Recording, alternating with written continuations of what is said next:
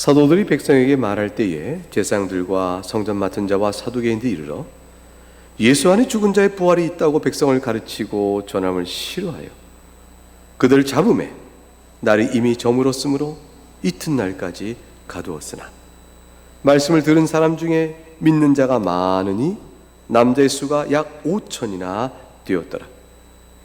이튿날 관리들과 장로들과 서기관들이 예루살렘에 모였는데 대제사장 안나스와 가야바와 요한과 알렉산더와 및 대제사장의 문중이 다 참여하여 사도들 가운데 세우고 묻되 너희가 무슨 권세와 누구의 이름으로 이 일을 행하였느냐.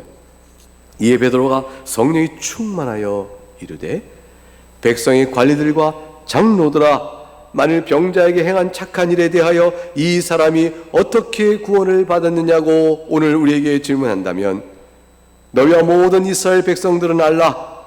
너희가 십자가에 못 박고 하나님이 죽은 자 가운데서 살리신 나사렛 예수 그리스도의 이름으로 이 사람이 건강하게 되어 너희 앞에 섰느니라.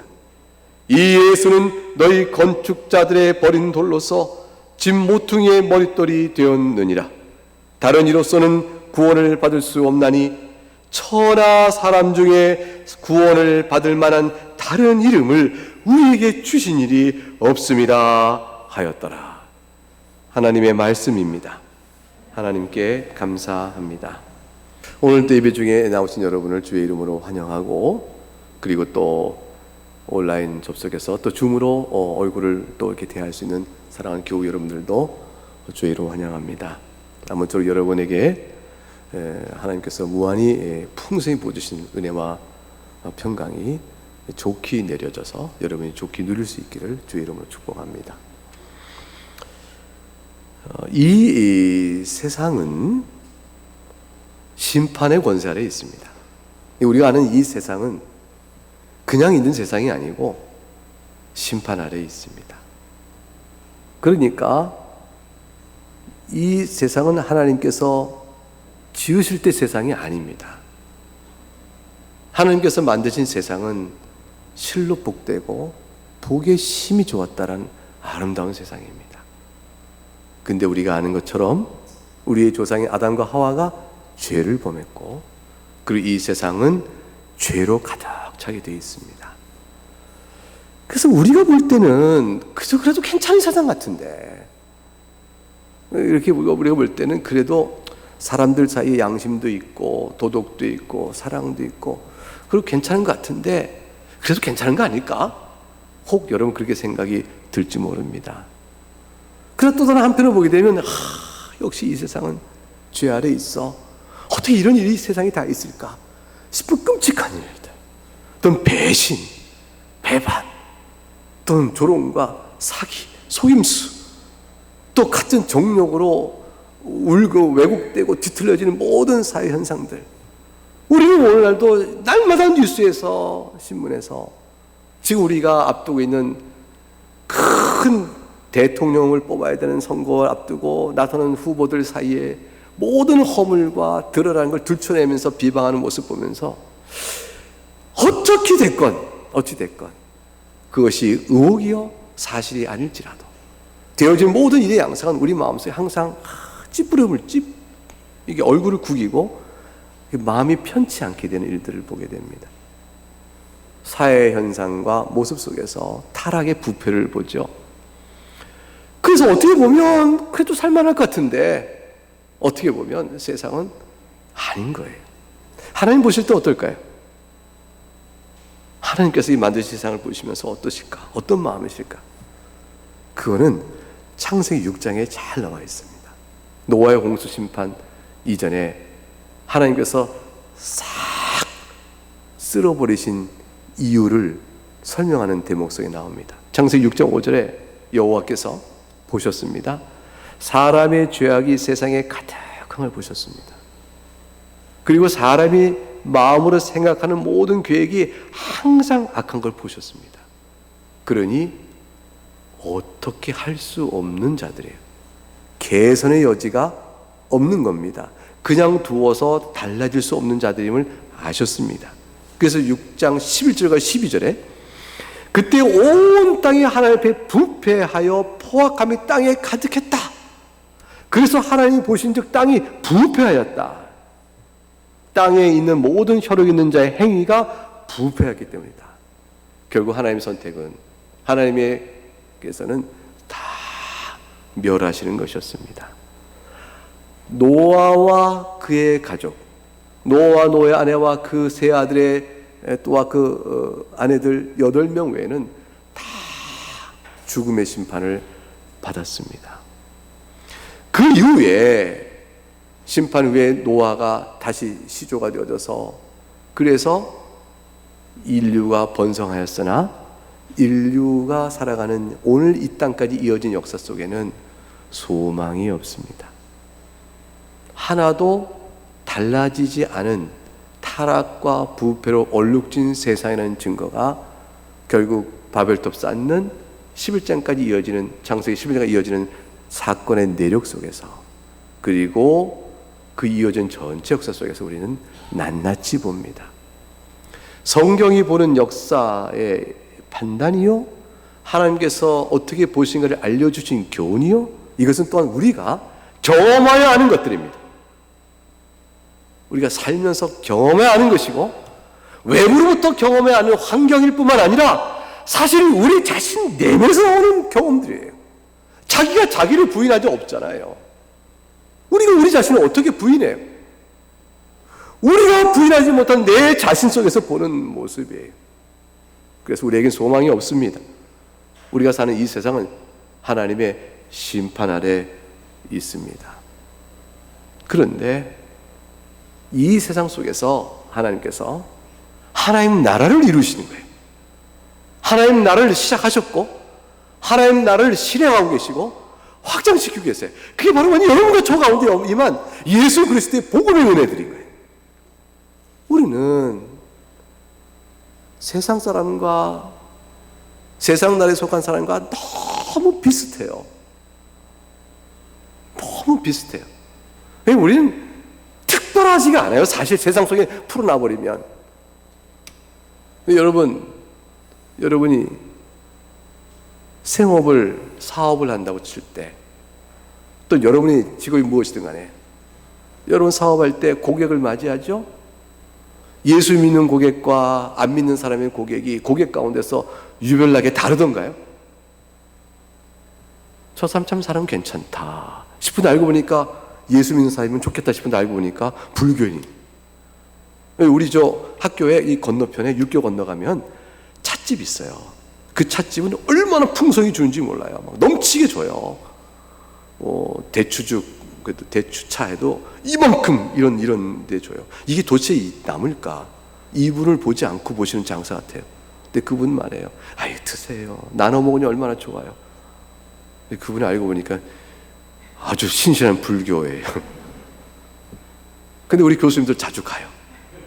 그래서 복음을 전해볼까 틈틈이 노리는데 아유 바늘 하나 이게 구멍 하나 찔러볼 데가 없을 만큼 불교인이에요. 근데 그분 신앙 안에서 그렇게 착하게 살아요.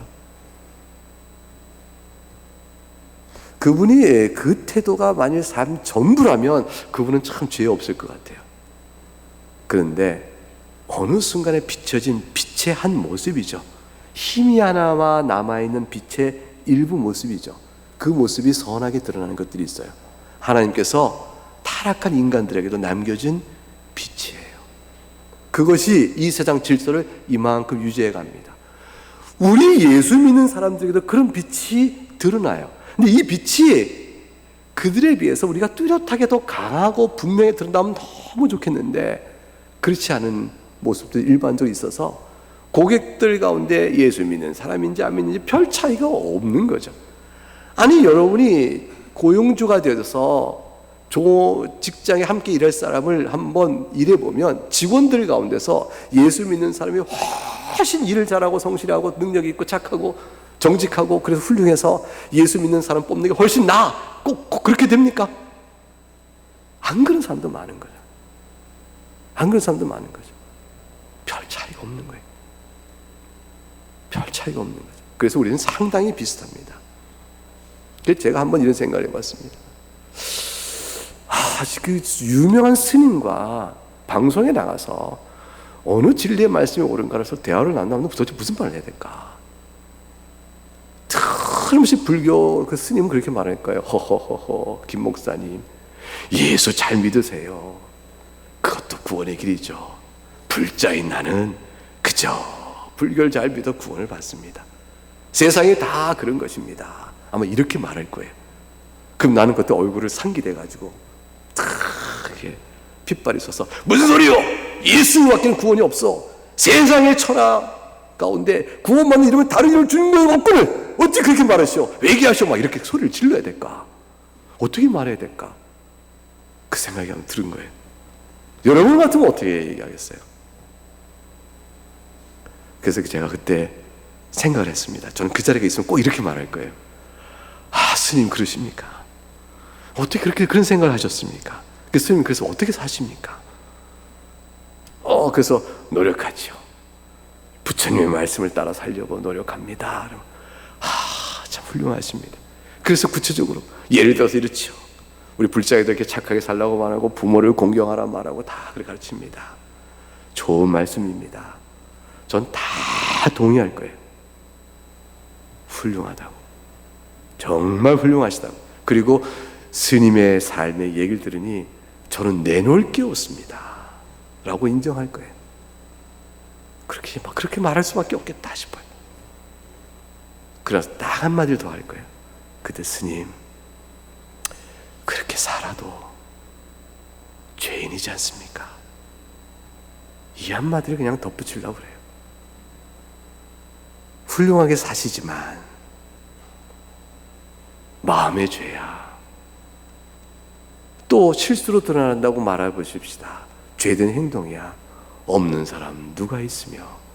스님들 그래서 도를 닦고 동한 거 하한 거 수양도 하고 불용도 있고 애를 쓰지 않습니까? 종교적 수양이 왜 필요할까요? 종교적 수양이 다 죄 때문이 아니겠습니까? 저보다야 훌륭하시지만 그러나 하나님 앞에서는 아마도 심판을 피하기 어려울 것이다. 그것이 제 믿음입니다. 그 한마디만 더 하려고 그래요. 우리가 예수를 믿는다는 것이 사실 그것뿐이에요.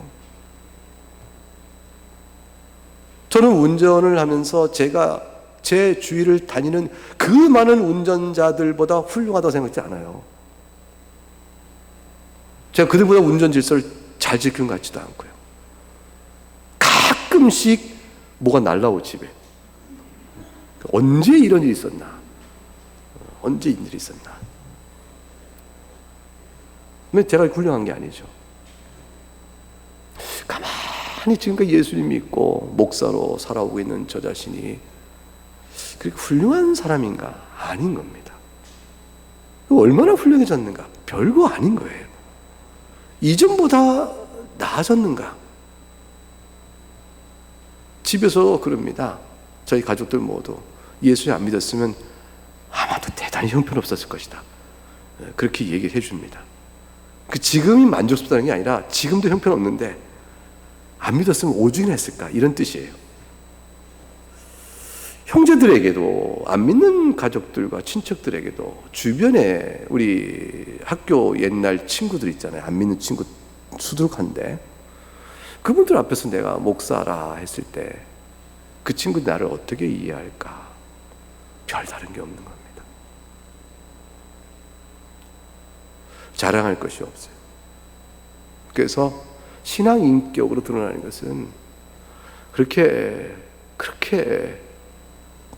별거 아닌데, 그런데 기가 막힌 것은 하나님 나라에 속한 하나님의 백성이라는 사실이에요. 예수 그리스도 안에서 하나님의 자녀가 되어버린 겁니다. 그 은혜가 주어진 겁니다. 다른 게 하나가 있어요. 세상과 굉장히 비슷하고 세상보다 못하기도 한데 세상과 전혀 다른 게 하나가 있어요. 그래서 우리는 절대로 세상 나라에 속한 사람이 아니요, 하나님 나라에 속한 사람이라고 말해주는 너무 다른 게 있어요. 그 너무 다른 게 뭘까요? 그게 제가 스님과 대화의 마지막 한마디.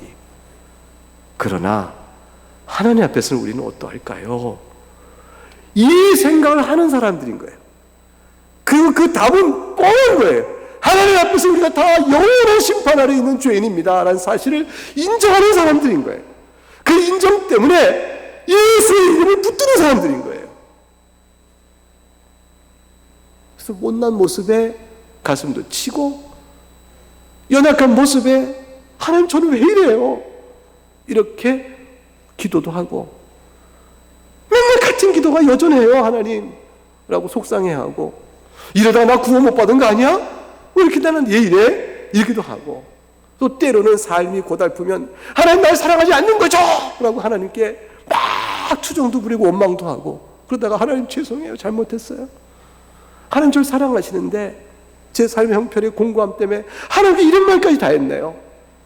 할 말 못할 말을 다 했네요. 이 믿음 없을 용서해 주세요. 이기도 하고 자취모들 조금 형편이 나아지고 하나님 참 감사해 너무 좋은 거 주셨어요. 막 좋아서 막 우쭐대고 그러다가 은근히 교만해지기도 하고 자기로 인하여 된 일이냐 이렇게 연약한 모습으로 살아가요. 그런데 우리는 다 세상과 다른 게 있어요.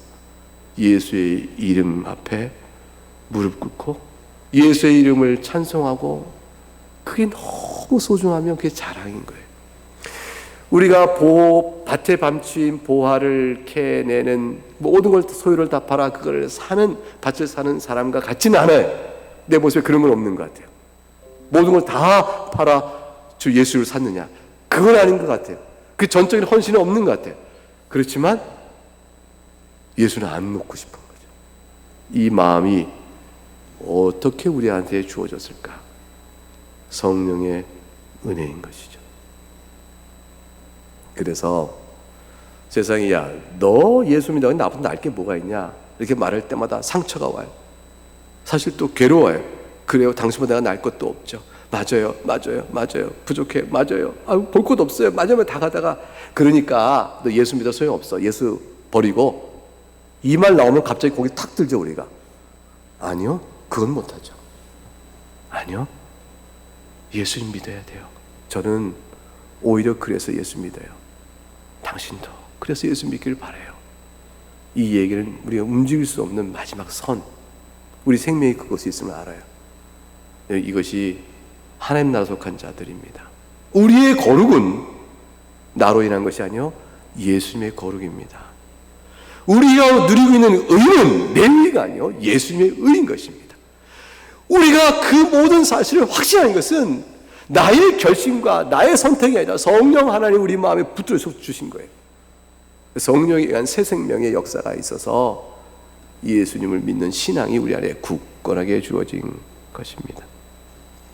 이 일이 사도 베드로에게, 사도 요한에게, 지금 우리가 보는 본문에 있는 이들에게, 예수님의 제자에게 강력하게 주어졌습니다. 이젠 두렵지가 않은 겁니다. 그래서 이들이 외칩니다. 그리고 말씀을 선포했습니다. 그래서 하나님 나라와 세상 나라의 대립이 약속된 예수께서 실제로 역사석에 오셔서 그 일을 성취하신 그 순간에 드러나게 세상 전 민족과 온 시대의 어느 영역에서건 싸움이 시작되기 시작합니다. 전에는 이스라엘 백성과 주변 국가의 싸움이었어요. 여호와의 이름을 부르는 이스라엘과 이방신을 부르는 나라들과의 싸움이었는데 이제는 온 나라의, 온 민족의, 모든 사회 영역에 어디에나 어느 시대나 이 싸움이 이루어졌으니 우리가 사는 지금에도, 우리가 사는 이 나라에도, 이 순간에도 하나님 나라와 세상 나라의 갈등이, 다툼이 있는 것입니다. 여러분, 그거 승리는 누가 할까요? 그 두 나라의 승리는 누가 할까요? 하나님 나라가 하죠. 그런데 과정은 하나님 나라가 지는 듯한, 전투에서 수많은 패배가 있는 듯한 그런 양상으로 겪으며 나타납니다. 그래서 오늘 본문에 보니까 잡혀갑니다. 잡혀가서 옥에 가두어져 버립니다. 복음을 전했는데 잡혀가서 옥에 가두어지니까 어떻게 돼요? 하나님 나라가 진 것 같습니다. 그러나 하나님 나라가 이깁니다. 이 복음을 전한 사도들이 풀려나게 되죠. 또 복음을 전해서 왕성하게 믿는 자가 나타납니다. 그래서 오늘 본문에 보면 4절에 말씀을 들은 사람 중에 믿는 자가 많으니 남자 수가 약 5천여 됐다. 이 말이 한 줄 딱 들어갔습니다. 앞에 1절부터 3절까지는 그들을 잡음에 이튿날까지 가두었다. 저들이 제사장, 성전 맡은 자, 사두개인들이 예수 안에 죽은 자에 버렸다고 백성을 가르치고 전함을 싫어했다. 적대적 세력 가운데서 옥에 갇혀버려서 아이고 이제는 이제 이 사역이 이들 큰일 났구나 싶은 상황이 되어지는 것을 보여주되 한 줄 쑥 집어넣었어요. 그게 뭐예요? 말씀을 들은 사람 중에 믿는 자가 많은 남자 수가 약 5천이 되었다. 이 말은 뭐냐면 결국에는 하나님 나라가 승리한다는 걸 보여주는 암시입니다. 근데 사도들이 나중에 다 순교하죠. 사도 요한만 빼고 다 죽어요.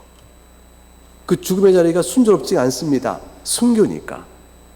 그래서 하나님 나라가 망해버려서 패한 것처럼 보이지만 그러나 지금 교회가 지금까지 이렇게 이루어져 왔지 않습니까?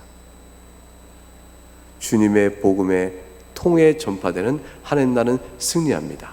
택한 백성을 불러 모으신 주의 역사는 쉬지 않기 때문에 승리합니다. 여러분이 하나님 나라 승리의 증인들이에요. 여러분들 불러내셨잖아요. 세상 나라에서. 그래서 아무리 음부의 권세는요 어떻게 할 수가 없는 거예요. 주님이 택하신 백성을 불러 모으는 주의 나라는 견고하고 승리하며 마지막에 주께 다시 오신 날 그 승리 선언이 완전히 이루어지게 될 것입니다.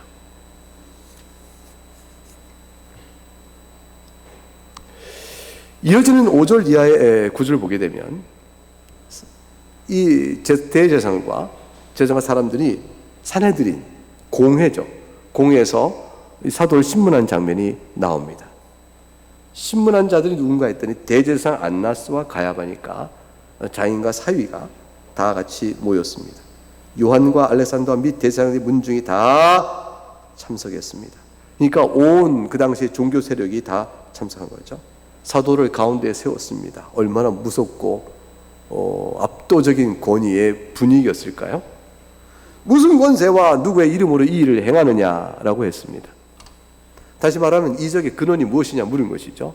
근데 여러분, 이 무슨 권세와 누구의 이름으로 이 일을 행하느냐 할 때 이 일이 뭔지를 저들이 알고 묻는 겁니까? 모르고 묻는 겁니까? 알고 묻는 거잖아요. 알고 묻다면 여러분 이 질문은 대개 뭐죠? 이 놀라운 일을 행한 이름과 권세는 어떻게 된 겁니까? 우리가 알고자 하여 또한 주 하나님을 찬송하고자 합니다. 이렇게 나오는 질문이어야 합니다. 그렇지 않겠어요? 왜냐하면 되어진 일이 어떤 일이에요? 나면서부터 걷지 못한 자가 걷는 일이니까 천하에 이스라엘 가운데 이런 일이 있었겠어요? 나면서부터 보지 못한 자의 눈을 뜨게 한 일이 이스라엘 가운데 없었다라고 예수님께서 눈을 띄워줄 때 그 일이 고백된 것처럼 지금 똑같은 일이 벌어졌으니 이런 일이 이스라엘 가운데 있었느냐 없었다. 이게 하나님이 하신 일이 아니냐. 이 일을 행한 저들에게 물어보자. 이 일이 하나님이 하신 일인가? 우리를 하나님께 기억하신 일인가? 이게 놀라워서 신앙의 찬미와 하나님께 영광을 돌리는 믿음의 방향으로 물어봐야 될 질문 아니겠어요? 근데 저들의 믿는 의도는 전혀 엉뚱합니다. 예수의 이름으로 했다는 말만 나오면 이미 십자가에 못 박아낸 그 예수, 저주받을 자 예수의 이름으로 했단 말이냐? 라고 해서 되어진 일로 인한 하나님의 영광은 무시해버리고 예수의 이름을 빌미로 잡아 저들을 어떻게 해요? 책망하고 저들을 벌 주기 위한 의도로 물어본 것입니다. 하나님께서 행하신 모든 일을 보는 눈이 비뚤어져 있는 거예요. 보는 눈이 비뚤어져 있는 겁니다. 마음이 비뚤어져 있는 겁니다. 그러므로 저들은 볼 것을 보아도 보지 못하며 들어도 듣지 못하는 자가 되어진 것이죠. 질문에 답합니다. 이들 신문에 답합니다. 베드로가 성령이 충만했습니다. 여러분 이 충만한 은혜가 우리 가운데도 있길 바랍니다. 우리 마음속에 하나님의 나라에 대한 확신과 주 예수로 인한 구원의 은혜에 대한 확증과 마음의 기쁨이 있어서 저들에게 말합니다. 9절, 병자에게 행한 착한 일에 대하여 이 사람이 어떻게 구원을 받나요? 우리에게 질문한다면 말을 두 가지 했죠. 착한 일이요? 이 일에 대해 묻느냐? 이 일은 착한 일이다. 하나님이 기뻐하신 일이요? 선한 일이라고 말하고 있는 거예요. 이 일을 말, 이것을 구원이라는 말로 다시 풀이하고 있습니다. 그것은 무엇일까요? 저주 아래 있는 세상 속에 구원의 빛이 비춰줌으로 그거를 증거하기 위한 하나의 표적으로 이루어진 것이라 이 뜻입니다. 이 세상은 저주 아래 있고 이스라엘 사람이 들으시오 하나님의 심판 아래 있는데 이 가운데 구원의 생명의 빛이 비춰진 것이요, 그 일의 한 표적이 이 일이요 라고 말하고 있는 것이죠. 그 구원이 어떻게 오게 됐느냐? 예수 그리스도 말미암아 이루어진 것이라고 말하는 거예요. 그래서 그 다음 말하기를 이스라엘 사람아 10절에 너희는 다 알라. 너희가 십자가에 못 박았고 죄악을 일깨웁니다. 정죄합니다. 하나님의 주권자가 살리신 나사 예수의 이름으로 이 사람이 건강히 되어 너희 앞에 섰느니라. 육신의 회복만을 말하는 것이 아니요, 이것으로 인해 이루어진 구원 사역을 말하는 것이니 정죄와 죄 아래 있는 세상 속에 약속된 메시아를 보내어 구원의 일을 비추셨으니 그 일의 표적이 이것이라고 말하고 있는 겁니다. 이 일이 예수님께서 이 땅에 오실 때 이미 말씀하셨어요. 11절, 너희 건축자들의 버린 돌로서 진모퉁이의 머릿돌이 되었느니라 이렇게 되었죠. 이 말은 뭐냐면요, 이제 이스라엘을 가리켜서 주님께서 주신 말씀이에요. 시편 118편에 인용된 말씀인데, 이스라엘이 이방인들의 강한 강대국이 이방인이 볼 때는요, 이스라엘은 침략당하죠, 포로로 이끌어가죠, 하나도 보잘것없는 거예요. 그러니까 쓸모가 없는 돌과 같아요. 그래서 저들 여호와가 저들이 자신이 믿는 하나님 앞에서 불신앙하고 또 그럼으로 인해서 저들이 믿는 하나님이 저들을 벌주어 이미 버려진 자들이다, 이렇게 조롱을 했습니다. 사실 하나님의 징계 심판에 의하여 이스라엘이 멸망이 된 것은 맞죠. 이방인들이 보면서 손가락질 한 겁니다. 저들이 믿는 신 앞에 저들이 불신앙하여 불복종하고 악을 행함으로 인하여 저들이 믿는 신 앞에 저주를 받았다. 이게 저들 버려진 돌이다. 건축자가 쓸모있나 싶어 돌을 골랐다가 버린 돌과 똑같다라고 조롱한 말이에요. 그런데 이방인들은 그렇게 말하지만 그러나 하나님께 이스라엘에게 위로를 주십니다. 건축자의 버린 돌과 같다고 했지만 하나님께서 너희를 다시 불러세워 진모퉁이의 머릿돌로 삼으실 것이라. 세상이 볼 때는 버린 돌과 같이 너희가 우습게 여길지 모르지만 하나님께서 너희를 들어 진모퉁이의 머릿돌이 되게 하신 너희를 완전히 회복하실 것이라. 이 약속의 말씀을 주는 대목인 겁니다. 이게 주님께서 자신의 사역을 조롱하는 이스라엘 백성에게 나는 건축자의 머릿돌이라고 말씀하셨고, 베드로가 지금 이 예수를 가리켜서 그렇게 말한 것입니다. 성령이 충만하여 말했죠. 이 나사렛 예수의 이름으로 건강이 되어 11절, 이 예수는 너희 건축자들이 버린 돌로서 진모퉁이의 머릿돌이 되었느니라. 누가 버렸을까요? 누가 버리고 누가 조롱할까요? 지금 너희들이라는 것이죠. 너희들은 예수님을 건축자가 버린 돌처럼 취급하였으나 그러나 이자는 건축자의 진모퉁이의 머릿돌이 되었으니 과연 예수님은 교회의 머리가 되신 것입니다. 그러면 12절의 마지막 절에 이렇게 얘기합니다. 다른 이로서는 구원을 받을 수 없나니 천하 사람 중에 구원받을 만한 다른 이름을 우리에게 주신 일이 없음이라 하였더라. 사랑하는 교회 여러분, 명심해야 합니다. 그리고 믿음을 꼭 붙들어야 합니다. 아무리 정말 그럴까 의심이 들어도 예수 외에는 구원에 다른 길이 없습니다. 의심이 들 수 있어요. 여러분 TV에서 하는 프로그램 중에 이런 게 있어요. 세상 속으로 만나? 또는 그 다른 나라, 해외 여러 나라를 이렇게 방문한 사람들이 이렇게 비디오 찍어서 그거 막 보여주는 프로들이 있잖아요. 그게 어느 방송, 한국에 아니라 몇 개 방송이 계속 그거 하는 걸 봅니다. 그럼 거기 가보면 거기 있는 사람들하고 웃고 얘기하는데 그 중에서 물론 카메라 들이대고 이렇게 찍고 있으니까 착한 모습이 나왔겠지만 다 친절해요. 다 따뜻하고 차 한잔 대접하기도 하고 자기들 먹을 것도 주기도 하고 또 그 집에서 한밤 자기도 하고 이런 내용들이 쭉 나와요. 그거 보면은 세상 속에 전 세상 나라의 모든 사람들이 다 착하기만 보여요. 그러다 보면 저 사람들은 어떻게 될까? 예수 모르는데, 정말 저 사람들은 자기 종교와 문화 가운데 사는데 저 사람들 구원이 없을까? 이런 의심이 들 수 있습니다.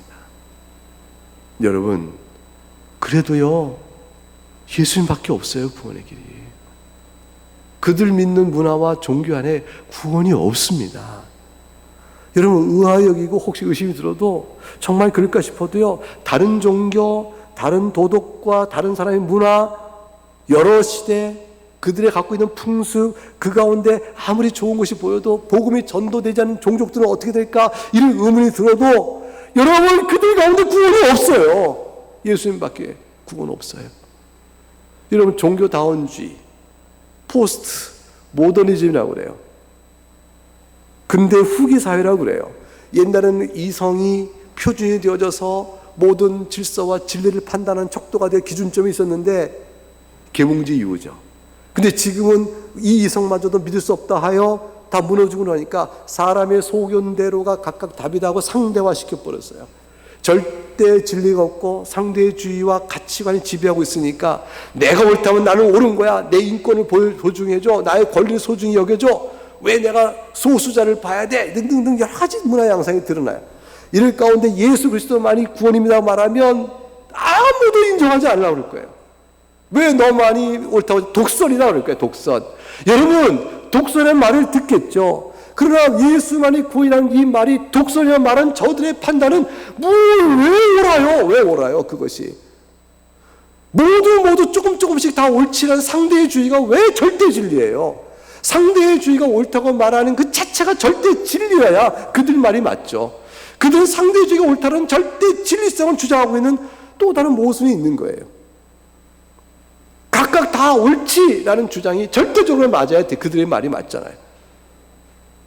상대주의도 절대주의 안에서 출발하고 있는 거예요. 하나가 맞냐, 셋이 맞냐, 각각 셋이 맞다는 절대주의 있는 거고, 우리 하나가 맞다는 절대주의 있는 거죠. 열이 맞냐, 하나가 맞냐, 열이 맞다고 말하는 절대주의 있는 거고, 우리 하나가 맞다는 절대주의 있는 거죠. 여러분, 그 어느 것이 맞냐는 이 선택의 다양성의 문제가 상대주의로 보이지만 사실은 다 똑같이 절대주의 있는 거예요. 신앙의 문제인 겁니다. 어느 신앙을 따라할까요? 문제죠.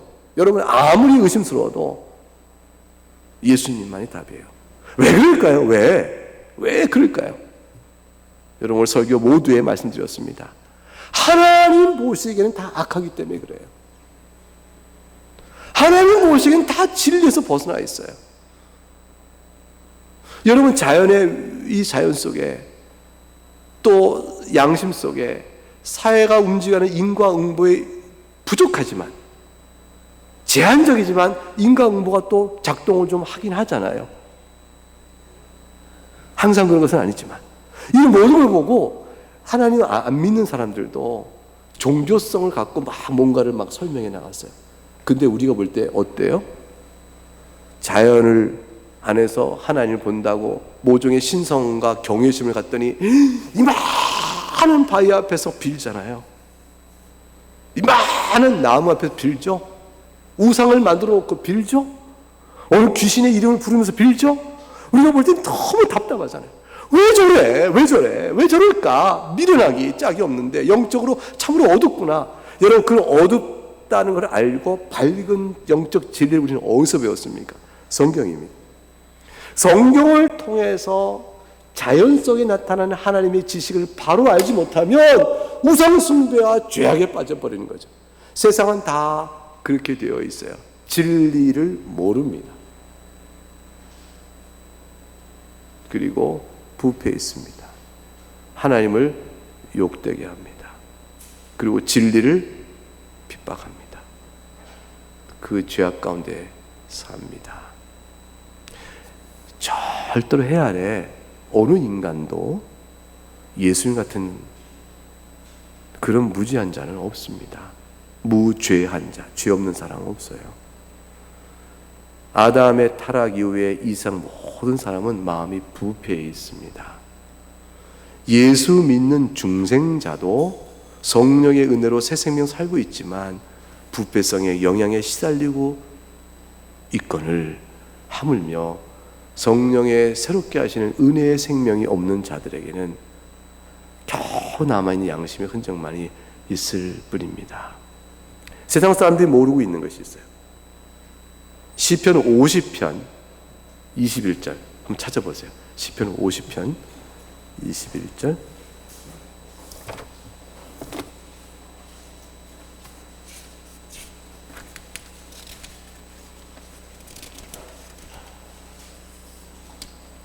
시편 50편 16절에서 21절까지 말씀을 우리 같은 목소리로 한번 같이 읽어보겠습니다. 여러분 온라인 예배도 같이 한번 찾아서 읽어보세요. 시편 50편 16절에서 21절 시작. 악인에게는 하나님이 이르시되 네가 어찌하여 내 율례를 전하며 내 언약을 내 입에 두느냐. 네가 교훈을 미워하고 내 말을 네 뒤로 던지며 도둑을 본즉 그와 연합하고 간음하는 자들과 동료가 되며 내 입을 악에게 내어주고 내 혀로 거짓을 꾸미며 앉아서 내 형제를 공박하며 내 어머니 아들을 비방하는도다. 네가 이 일을 행하여도 내가 잠잠하였더니 네가 나를 너와 같은 줄로 생각하였도다. 그러나 내가 너를 책망하여 네 죄를 네 눈앞에 낱낱이 드러내리라 하시는도다. 사랑하는 교우 여러분, 이 말씀은 이스라엘 향해 주신 말씀입니다. 교회가 타락하니 교회 안에 만연된 이런 죄악이 있어도, 그리고 하나님이 당장에 심판의 징계를 안 하시니까 하나님도 우리와 같은가 생각하는 데까지 영적으로 완악해져 버렸다는 것입니다. 여러분, 이것이 교회 안에 있는 일도 타락하면 이렇게 하는 걸 세상은 말할 것도 없습니다. 세상엔 이런 일이 가득합니다. 이런 죄악이 가득 차 있어요. 가득 차 있고, 이 중에서 이런 죄에 난 상관없이 살았다 하는 사람일지라도 결국 이 죄악상의 양상의 흔적을 따라가 보면 결국은 세상은 죄 아래 있는 겁니다. 그런데 하나님께서 이 세상을 아직 놔두고 계시죠. 노아의 심판 때처럼 심판 안 하시고 아직 놔두고 계세요. 주님 다시 오실 때는 불의 심판이 있을 거란 말이죠. 그때까지 놔두고 계세요. 주님 다시 오실 때까지 택한 자를 불로 모아 구원하시기 위한 주의 구원사의 역사의 경륜 때문에 아직 남아있는 겁니다. 이렇게 아직은 보존하고 계시니까 타락한 창조 질서도, 타락한 이 세상도 하나님이 아직은 남겨두고 계시니까 사람들이 생각하는 거예요. 하나님이 자기들과 같은 줄 아는 거죠. 그래서 자기 나름대로 구원이요, 자기 나름대로 이렇게 하면 될 거요 라는 식의 생각을 갖고 있는 겁니다. 그래서 자신들이 이렇게 살면 죽은 다음에 부활 있을 것처럼 행하는 거예요. 하나님이 자기와 같은 줄 알고. 여러분, 이 세상은 사람들이 생각하는 것처럼 하나님이 자기들 같지 않아요. 하나님은 너무 높으세요. 하나님은 너무 거룩하십니다. 하나님은 지극히 거룩하세요. 하나님은 비할 바가 없이 빛되세요. 빛이세요. 그 큰 하나님 앞에서 사람의 이 얄팍한 계산으로 괜찮다, 둘러대고 만들어내고 타협하고 하는 것 다 어리석은 일입니다. 다 멸망의 그날이 이르면 심판에 이르게 될 것입니다. 사랑하는 교회 여러분, 오늘 우리는 어마어마한 복음의 말씀을 들었습니다. 그것이 4장 12절 본문의 말씀입니다. 다른 이로서는 구원을 받을 수 없나니 천하 사람 중에 구원을 받을 만한 다른 이름을 우리에게 주신 일이 없습니다. 여러분은 이 이름을 받으셨습니다. 그 이 이름을 믿으시는 거예요. 이 이름에 단단히 붙들고 영혼을 이름에 탁 걸어놓고 있는 겁니다. 어떻게 해서요? 하나님의 은혜로 말이죠. 이 복음 때문에 시대에 따라서는 공회에 넘겨주고 회당에 채찍질 당하고 총독과 임금들 앞에 끌려가는 시대가 있었습니다. 사도들이 지금 예수님의 마태복음 10장의 그 말씀대로 이들이 겪고 있는 겁니다. 알고 있는 바를 겪고 있는 거죠. 이럴 줄 몰랐다가 아니고 예상되는 바를 겪고 있는 겁니다. 우리 또한 이 시대에 예수 믿는 것 때문에 여러분이 어떤 박해와 어려움을 당한 일이 혹 있어도 예상되는 일을 당하는 것뿐임을 잘 마음에 미리 염두에 두시면 되는 것입니다. 그러나 우리에게는 소원이 있습니다. 예수의 죄로 이루어질 그 영광된 나라를 보게 될 것입니다. 한 인생 마치면 곧 주님 앞에 이르는 영광의 하나님 나라를 우리가 곧 보게 될 것입니다. 그러므로 하나님 나라의 백성 여러분은 담대함을 가지시기 바랍니다. 확신 가운데 가지시기 바랍니다. 자부심을 가지시기 바랍니다. 나는 예수께 속하여 하나님 나라 백성이다. 이 세상의 어떤 어둠과 영적 세력과 어떤 것에서도 나는 굴하지 않는다. 두려울 것이 없다. 주의 백성 살아간다. 이 세상의 자랑, 내 한평생 사는 동안 내가 자랑할 마지막 것이 무엇일까? 여러분이 가지고 다 내놓을 거거든요. 여러분이 가진 게 얼마나 많은지 모르지만 여러분이 가장 귀하게 여러분 자존심 세워주는 그 어떤 것이 여러분 무엇인지 모르겠지만 여러분 도덕성이에요? 자존심이? 여러분 도덕성 그렇게 대단하지 않아요. 우리 도덕성이라는 거 대단치 않습니다. 여러분의 살아온 삶의 무엇입니까? 여기 살아온 삶의 나름의 어떤 가치예요? 여러분 그거 결국에 죄인된 모습의 양상을 벗어날 수가 없는 겁니다. 여러분 여기 붙들고 있는 거 돈입니까? 아니면 명예입니까? 아니 도대체 뭡니까? 그 모든 거 다 하나님 앞에서는 다시 계산해야 될 것들이에요. 하나님 보시는 모습의 시각으로 보면은 딱 하나 남는 거 있습니다. 예수 믿는 신앙입니다. 그 최고의 가치와 최고의 자부심과 최고의 자랑과 자기를 설명하는 단 하나의 마지막 것으로 삼으셔야 합니다. 당신을 설명하시오. 당신을 설명해 보시오. 뭐라고 설명할 때 여러분 설명하는 모든 것 가운데 단 예수예요. 저는 예수님을 사랑하는 예수 믿는 사람이에요. 그것으로 여러분을 설명할 수 있는 여러분의 삶과 신앙이 될 수 있기를 바랍니다. 그러면 여러분은 천하에 다른 이름 없습니다. 예수님만이 나의 구원입니다를 말하는 고백의 신자가 되는 것이죠. 이 믿음이 여러분에게 오늘 살아가는 삶의 자리 속에 큰 위로와 자랑이요 기쁨이 되기를 주의 이름으로 축복합니다. 예, 이제 함께 찬송하겠습니다.